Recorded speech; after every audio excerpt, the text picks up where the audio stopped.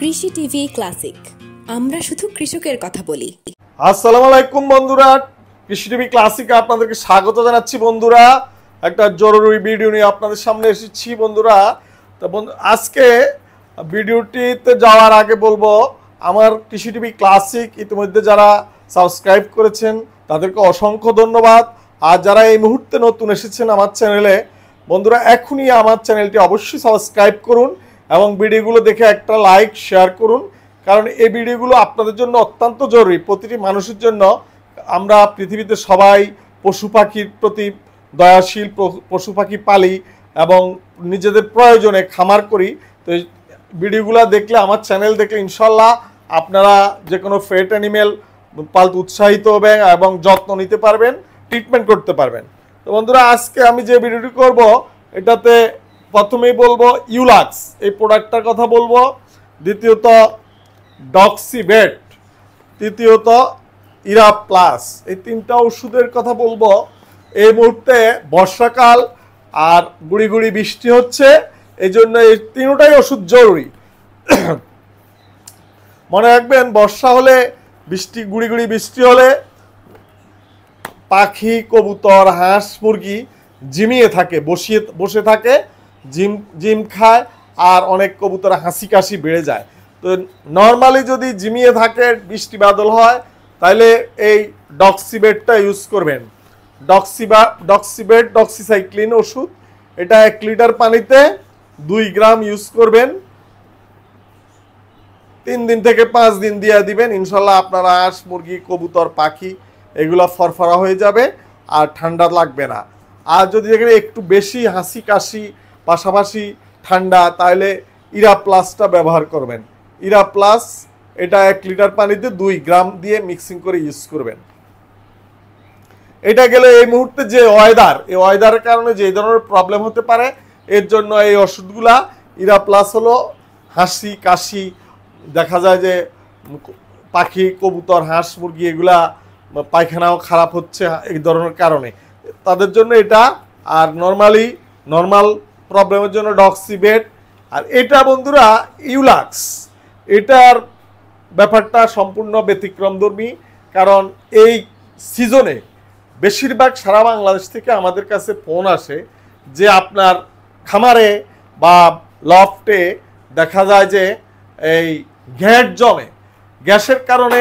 গ্যাসের কারণে কি হয় বন্ধুরা, গ্যাস জমলে যে কোনো প্রাণী জিম খিসে বসে থাকে এবং পেটে পানি আসে। এই যে পেটের ভিতরে দেখবেন যে থলে বড় হয়ে যায়, পানি আসে। এই কবুতর বা এই হাঁস মুরগিকে আপনারা যদি এই ধরনের অ্যান্টিবায়োটিক ব্যবহার করেন, তাহলে দেখা যায় যে মৃত্যু অবধারিত হয়ে যায়। তখন অ্যান্টিবায়োটিক না দিয়ে আপনারা যেই গ্যাসজনিত রোগের ওষুধ দিবেন, আমার পরীক্ষিত, এটার রিভিউ অনেক ভালো। ইউলাক্স, এটা ইউকা সিজারিওক এক্সার্ট, এটা ইউকা সিডেজেরা নির্যাস, একটা প্রাকৃতিক উপাদান, একটা গাছের নির্যাস থেকে তৈরি করা। এই ওষুধটা স্কয়ার কোম্পানি মার্কেটিং করতেছে, এটা যদিও বাইরের প্রোডাক্ট। এটা খুবই কার্যকরী ওষুধ। এমনিও আপনি নর্মালিও ফার্মে এই ওষুধটা, এই ইউলাক্স ওষুধটা রাখতে পারেন। আমি দেখেছি আমার ঢাকা সিটিতে যারা রেসার পালেন, নামকরা রেসার পালকরা আমার এখান থেকে এই ইউলাক্স ওষুধটা নিয়ে যায়। তখন আমি জিজ্ঞেস করি, ভাই ইউলাক্সের ফিডব্যাক কেমন? বলে যে, মনির ভাই, কবুতর অনেক সময় লফটে জিম খায়, রুচি কমে যায়, অ্যামোনিয়া গ্যাসের আক্রমণে খোপেও আসে না অনেক সময়। এই জন্য এই ইউলাক্স ওষুধটা ব্যবহার করে ওনারা প্রচুর উপকার পেয়েছেন এবং কবুতরের যে রুচি এবং পেটে গ্যাস জমা, এই ধরনের প্রবলেম থেকে এরা নিস্তার পেয়েছেন। বিশেষ করে যারা এখন প্রতিযোগিতা নেবেন, বিভিন্ন রেসার ক্লাবের মেম্বাররা, আপনারা এই ইউলাক্স ওষুধটাকে ইউজ করতে পারেন, যেই লফটে যাতে কবুতরের যে মানে বদহজম থেকে মুক্তি পাওয়ার জন্য, রুচি বাড়ানোর জন্য আর গ্যাসের জন্য এই ওষুধটা ইউজ করতে পারেন। ইউলাক্স ঔষধ ইউজ করার নিয়ম হলো বন্ধুরা, এটা 1 লিটারে 2 ফোঁটা 3 ফোঁটার বেশি দেওয়া যায় না। এটা আপনি 5 লিটারে 1 মিলি দিবেন, যেটা আমরা ইউজ করি সাধারণত 5 লিটার পানিতে 1 মিলি দিবেন। আর যখন স্প্রে করবেন, লফটে এটা স্প্রে করা যায়, লফটে স্প্রে করলে যে অ্যামোনিয়া গ্যাসের আক্রমণ থেকে রক্ষা পাওয়া যায়, তখন 1 লিটার পানিতে এটা হাফ মিলি দিবেন স্প্রে করার জন্য। মুরগির ফার্মে বা খামারে যখন স্প্রে করবেন, তখন এটা 1 লিটার পানিতে হাফ মিলি দিয়ে স্প্রে করে দিবেন। আর মাঝে মাঝে এমনিও এটা স্প্রে করলে ভালো। আর বিশেষ করে গ্যাসের জন্য প্রতি মাসে 2 দিন বা 3 দিন যদি আপনি এই ইউকাস সিডিজেরা নির্যাসটা আপনি স্প্রে করেন অথবা আপনার লফটে খামারে ইউজ করেন, দেখবেন যে আপনার প্রাণীগুলো খুবই রুচিশীল হয়ে যাবে এবং খাওয়া দাওয়া ভালো করবে আর বদহজম থেকে মুক্তি পাবে। তো বন্ধুরা, আজকে আপনাদেরকে যে 3টা ওষুধের কথা বললাম নিশ্চয়ই বুঝতে পেরেছেন। আমি বলবো আপনারা যারা ঢাকা সিটিতে আছেন সরাসরি আমার এখানে চলে আসবেন। যে কোনো এই ধরনের প্রবলেম হলে, বিশেষ করে খামারি ভাইরা এবং আর যারা বেড়াল পোষেন, আমার এখানে টিএমসি পেট ক্লিনিক আছে।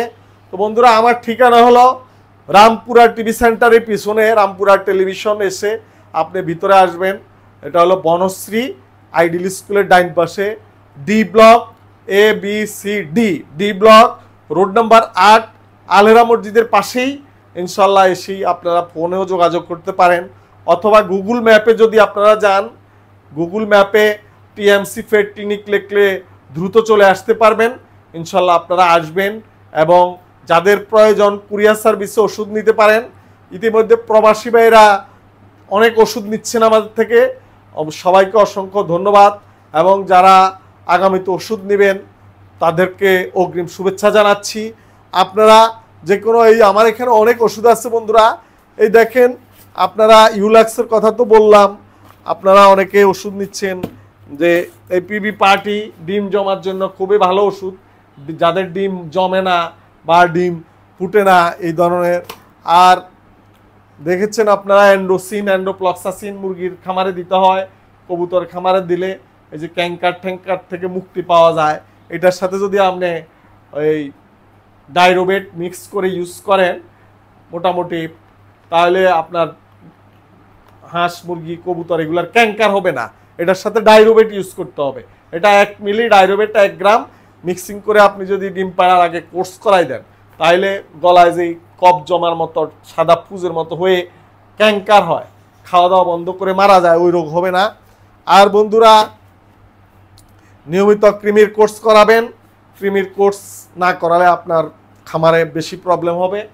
আর আমার এখানে আপনারা জানেন বেড়ালের এই যে শ্যাম্পু, বেড়ালের খাবার, অনেক কিছু আছে, বেড়ালের আইটেম পাওয়া যায়।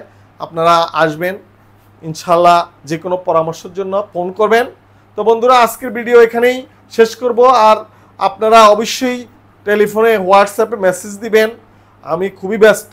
আপনারা কয়েকবার মেসেজ দিয়ে যোগাযোগ করে আসবেন। এবং যাদের কুরিয়ারে ওষুধ দরকার হয়, খাবার, যে কোনো জিনিসের দরকার হলে আগে কয়েকবার মেসেজ দিবেন বা কল করবেন। 2-3 বার কল করার পরে স্ক্রিনে দেখানো নাম্বারে পাবেন। অনেক সময় 1-2 বার কল দিলে পাওয়া যায় না, বারবার চেষ্টা করবেন। তো ধন্যবাদ সবাইকে, ভালো থাকবেন সবাই, খোদা হাফেজ।